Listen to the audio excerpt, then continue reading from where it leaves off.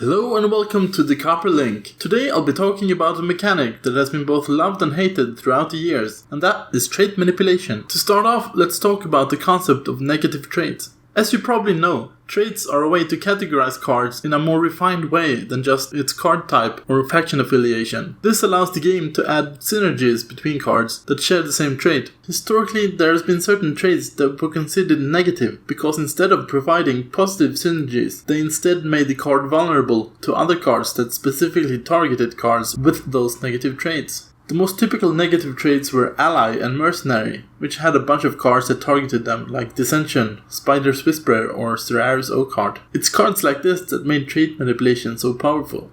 So what exactly is trait manipulation? It all hinges on a certain few cards that allow you to give a trait to a card that doesn't normally have that trait, which opens up the possibility of using some of the effects I mentioned on cards it would normally not target.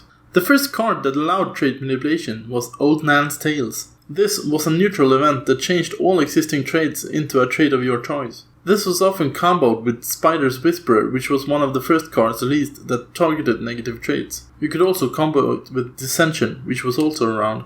Trait manipulation came to its forefront with the release of A Throne of Blades, where Lannister got the Gossiping Bard.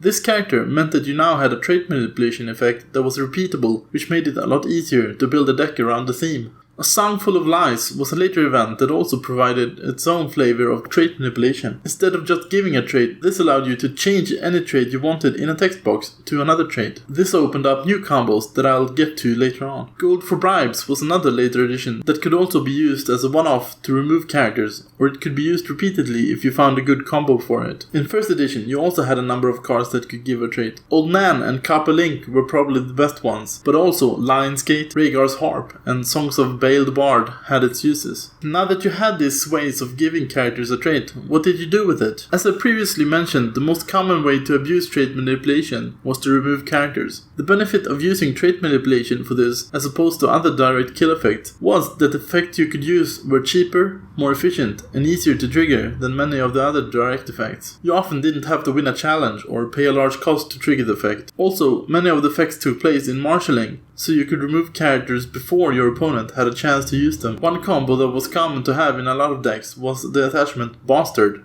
which gave the Bastard trait, along with Queen's Assassin, which discarded a Bastard. Both cards were good on their own, since Bastard provided attachment control, and Queen's Assassin usually had a target regardless of manipulation. But if you did draw them at the same time, you had an extra synergy of targeting their best character.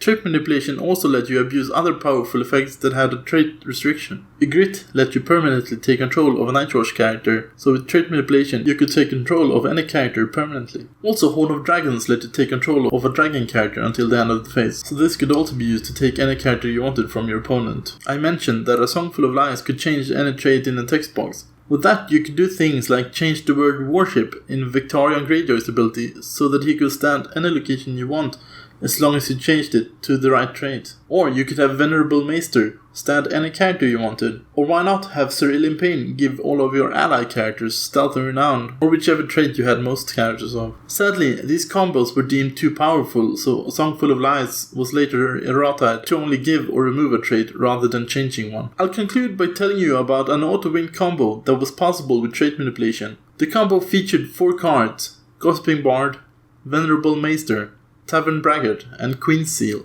The key here was that when it was released, Queen's Seal said that the attached character gained the 2 influence, so it was the character you knelt to get the influence. You put this attachment on the Tavern Braggart. You then started the combo by kneeling the Gossiping Bard to make itself into a Maester. You then knelt the Braggart for 2 influence to use the Venerable Maester's ability to stand the Gossiping Bard. You then knelt the Bard to give a character any trait you wanted. That meant that the Tavern Braggart would stand and claim 1 power. You then just continued to stand the Bard by kneeling the Braggart, and that gave you an infinite loop that gained 1 power each loop, which meant that you instantly won the game when the combo was in place. It took roughly a week for this combo to be nerfed by FFG, but in that time, a player in Sweden had already used the combo to win a local tournament. So there you have some things that can be done with trait manipulation. As I said in the beginning, this was both a loved and hated mechanic.